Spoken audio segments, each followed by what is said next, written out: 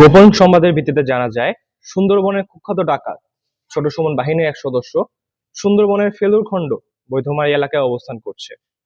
প্রাপ্ত তথ্যের ভিত্তিতে গত 22 মার্চ 2026 তারিখ রবিবার বিকাল 3টায় কোস্টগার্ড বেস মংলা ও স্টেশন হারবারিয়া কর্তৃক বাগেরহাটের মংলা থানাধীন বৈধমারী বাজার সংলগ্ন এলাকায় একটি বিশেষ অভিযান পরিচালনা করা হয়। অভিযান চলাকালে ছোট সুমন বাহিনীর এক সদস্য ইয়াসিন শেখকে আটক করা হয়। পরবর্তীতে আটককৃত ডাকাতের তথ্যের ভিত্তিতে আজ 23 মার্চ 2026 তারিখ সোমবার মধ্যরাত 1টায় মংলা থানাধীন ধানসিঁড়ি 4 খাল সংলগ্ন এলাকা হতে একটি 1 নলা বন্দুক, 4 রাউন্ড তাজা কার্তুজ ও 4 ইয়াসিন শেখ